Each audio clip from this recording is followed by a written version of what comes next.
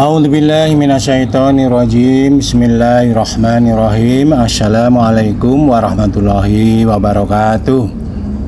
Innal hamdalillah nahmaduhu wa nasta'inu wa naghfiru wa na'udzubillahi min syururi anfusina wa min sayyiati a'malina may yahdihillahu fala mudhillalah wa may yudhlil fala hadiyalah.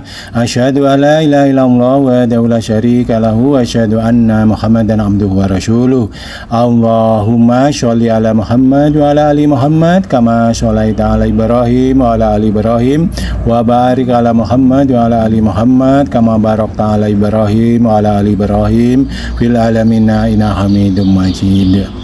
Alhamdulillahirabbil alamin. Bapak Ibu sekalian, pagi hari ini kita masih tetap diberikan kenikmatan rezeki, kenikmatan hidayah, kenikmatan kesehatan, kasih sayang Allah terus melimpah ke dalam diri kita dan keluarga kita tanpa terhenti sedikit pun, tanpa terhenti sekejapan mata pun.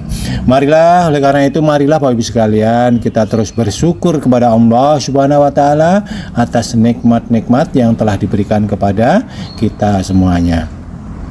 Bapak Ibu sekalian yang dirahmati Allah, sholawat dan salam tentunya kita aturkan juga kepada Nabi Agung kita Nabi Muhammad Sallallahu Alaihi Wasallam, pada para keluarganya, kepada para sahabatnya, dan kepada para umatnya yang setia mengikuti ajarannya sampai akhir zaman nanti.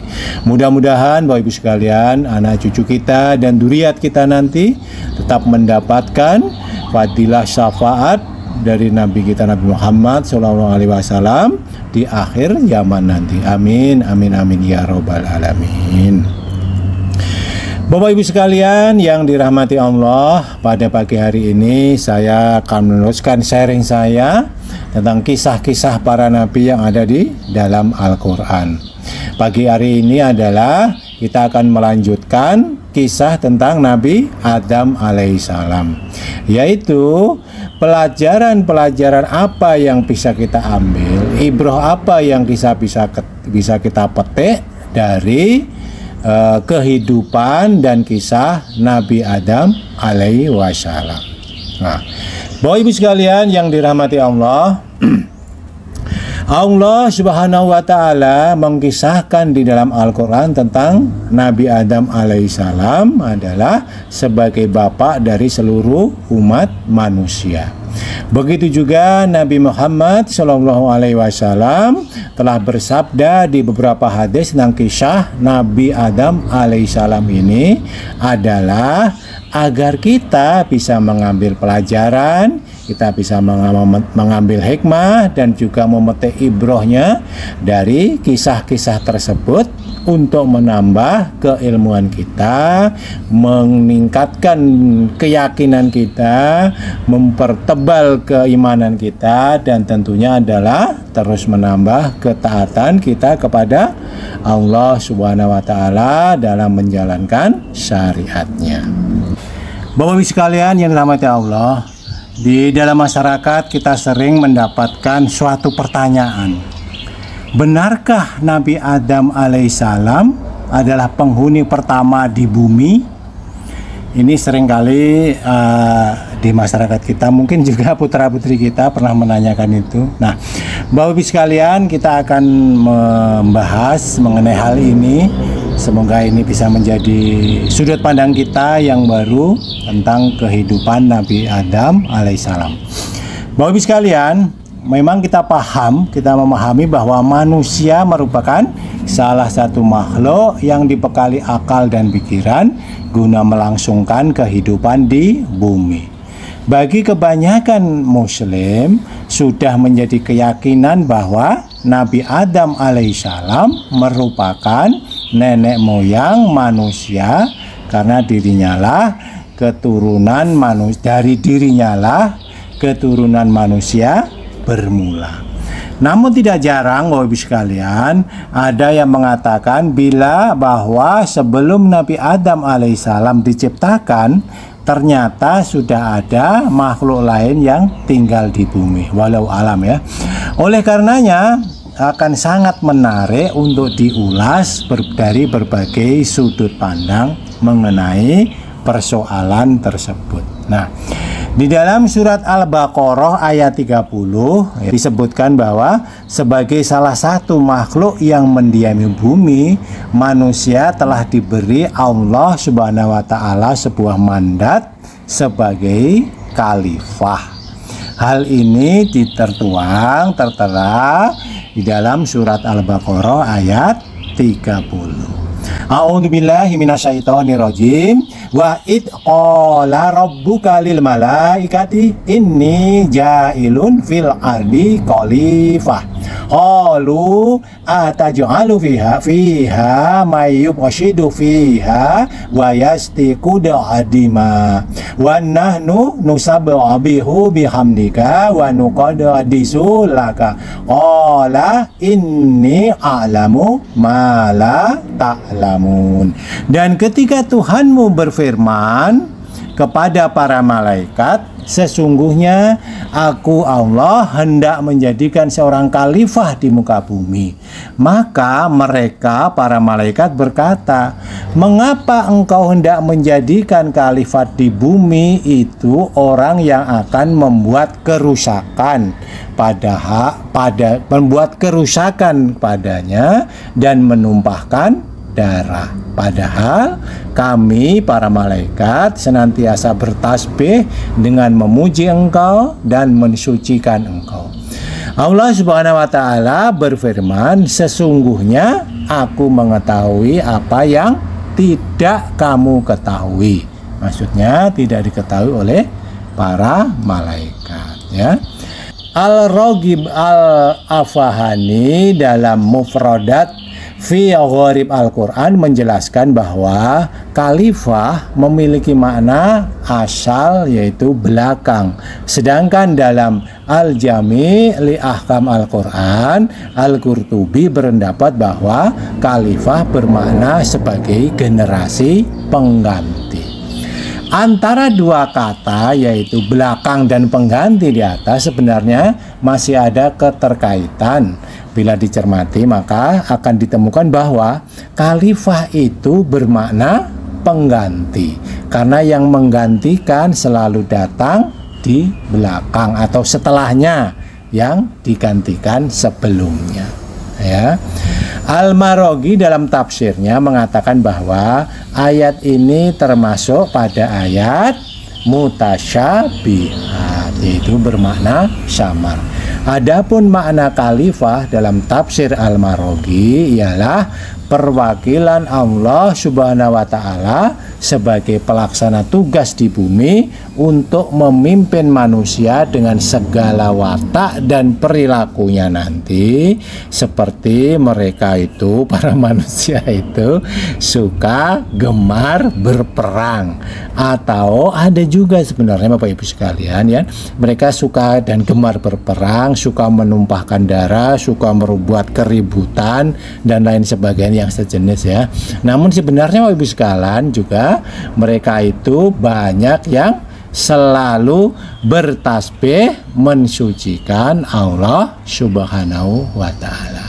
Nah, Ibnu Ansur di dalam Ahtaril wa Al-Tanwir menafsirkan kata khalifah yaitu seseorang yang memiliki hak sebagai utusan pengganti Tuhan di bumi dalam menjalankan urusannya. Namun dalam hal ini bukan berarti Tuhan meninggalkan atau tidak bisa mengurus sendiri akan ciptaannya. Wah, itu nonsen lah. Jangan sampai tersirat atau terbersit pikiran seperti itu, karena Allah Maha Besar, Allah Maha Kuasa, Allah Maha atas segala sesuatu yang diciptakan. Tapi memang itu adalah kehendak Allah, yaitu keinginan Allah untuk menjadikan khalifah di bumi. Nah, Bapak Ibu sekalian, di dalam surat Al-Baqarah ayat 30 tadi di atas tadi yang kita sudah sebut tadi, kita memaknai gitu kan, ya, seolah-olah malaikat itu melakukan protes atas kehendak Allah untuk menciptakan khalifah di bumi. Nah, Bapak Ibu sekalian, di dalam lafadznya yaitu id pada awal ayat menunjukkan sebenarnya sebuah kejadian yang berlalu namun bermakna sedang berlangsung. Sedangkan dialog antara Allah Subhanahu wa taala dengan para malaikat yang digambarkan pada ayat surat Al-Baqarah 30 tersebut dilakukan tanpa perantara, sehingga dialog di sini sama-sama mendengar dan berbicara. Melihat proses dari tanya jawab dalam ayat tersebut, nampak sekilas memang seakan-akan para malaikat itu menentang rencana Allah untuk menjadikan manusia sebagai khalifah di bumi. Hal ini sebenarnya Bapak Ibu sekalian tidak bisa dibenarkan, mengingat para malaikat adalah merupakan makhluk yang sangat patuh kepada Allah Subhanahu wa Ta'ala. Nah, Ibnu Katsir di dalam tafsirnya Al-Quran Al-Azim menerangkan bahwa karena ketidaktahuan para malaikat membuat mereka menanyakan rencana tersebut kepada Allah. Malaikat juga memiliki argumen berdasarkan pada pengalaman sebelumnya yang memperlihatkan kerusakan yang diakibatkan oleh makhluk sebelum adanya manusia. Tafsir Ibnu Katsir juga menjelaskan bahwa maksud malaikat bertanya ialah sebagai cara untuk mendapatkan informasi, ilmu pengetahuan atas kekurangtahuannya tentang calon khalifah di bumi ini. Mereka, para malaikat ini ingin mengetahui hikmah apa dari rencana Allah tersebut, yang menurut para malaikat itu adalah tidak perlu dilakukan. Tapi malaikat kan tidak tahu bahwa di balik penciptaan khalifah di bumi ini ada hikmah, ada pengetahuan, ada ilmu yang para malaikat tidak tahu. Nah, namun demikian Bapak Ibu sekalian, Allah Subhanahu wa taala akan menerangkan di dalam surat Al-Baqarah ayat 30 tadi, di dalam surat akhirnya itu bahwa qala inni a'lamu ma la ta'lamun. Sesungguhnya aku Allah itu lebih mengetahui apa yang tidak kalian para malaikat ketahui, ya. Nah, Bapak Ibu sekalian, jadi sudah cukup jelas bahwa hal itu para malaikat itu bahwa tidak dalam kondisi protes, tidak dalam kondisi demo. bukan seperti itu. Tapi ingin menggali suatu hikmah yang atas apa itu Allah yang akan menciptakan khalifah di bumi. Nah, Bapak Ibu sekalian, apakah sebenarnya ada penghuni di bumi itu sebelum Nabi Adam? Nah, itu juga sering kita mendengar pertanyaan seperti itu di masyarakat. Nah, berdasarkan dari argumen yang malaikat sampaikan tadi yang mengatakan bahwa orang-orang yang berbuat kerusakan dan menumpahkan darah di dalam Al-Quran surat Al-Baqarah ayat 30 tadi, dari sini kita bisa cermati, maka sebenarnya adalah akan ditemukan bahwa malaikat itu sudah pernah melihat kerusakan yang dilakukan makhluk-makhluk sebelum Nabi Adam alaihi salam, ya. Sebelum diciptakan Nabi Adam alaihissalam, dalam tafsir Al-Jalalain disebutkan bahwa terdapat Banul Jin, ya, yang dikisahkan jika mereka adalah suka berbuat kekerasan, suka membuat konflik, suka membuat keributan dan suka membuat permusuhan dan serta peperangan yang bukan main-main, menumpahkan darah, ya. Perang beneran itu, perang beneran. Ya, kalau dulu ya tentu saja bukan dengan senjata api ya, walau alam lah, pokoknya perang lah, berantem lah gitu, bunuh-membunuh lah. Banul Jin ini Bapak Ibu sekalian yang dimaksud ialah bangsa jin yang dan semua keturunannya. Nah, gitu. Yang cukup menarik Bapak Ibu sekalian dalam bahasan ini ialah jika kita melihat dalam kitab tafsir Al-Tahrir wa Al-Tanwir karya Ibnu Ansyur tadi, dalam tafsirnya ia menerangkan bahwa khalifah merupakan pengganti, ya kan, dari satu golongan yang sebelumnya ada, yaitu golongan yang tinggal di bumi, yakni Al-Hinnu dan Al-Binnu. Ini dari tafsir Ibnu Ansyur.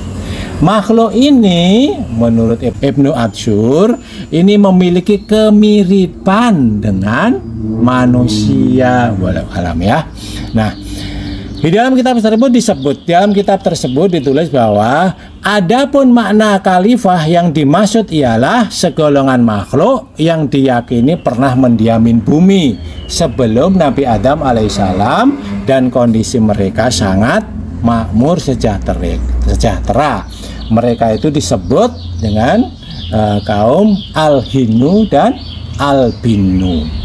Nah, Ibnu Ansyur juga memaparkan kisah-kisah dan keyakinan bangsa lain seperti bangsa Persia yang meyakini adanya Al-Rommu dan Al-Tamu sebagai makhluk sebelum manusia.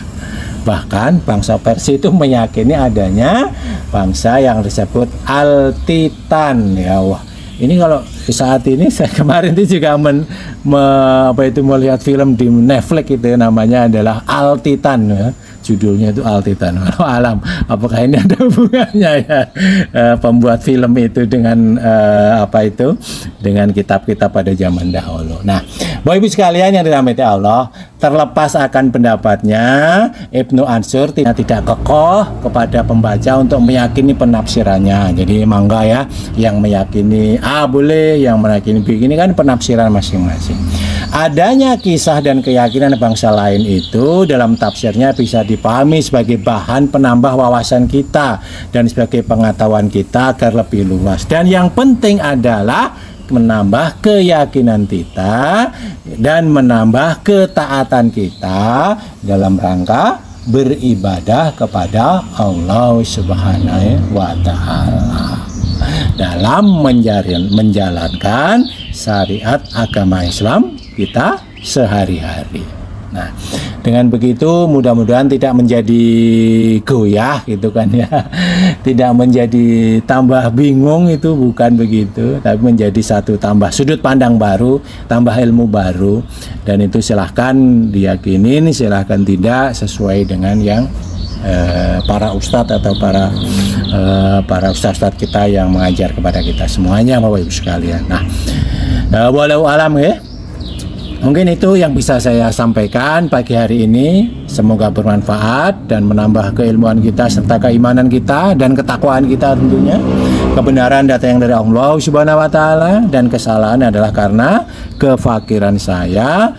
Mohon dimaafkan, mohon diberikan saran yang hikmah untuk kebaikan kita bersama. Billahi taufiq wal hidayah. Wassalamualaikum warahmatullahi wabarakatuh.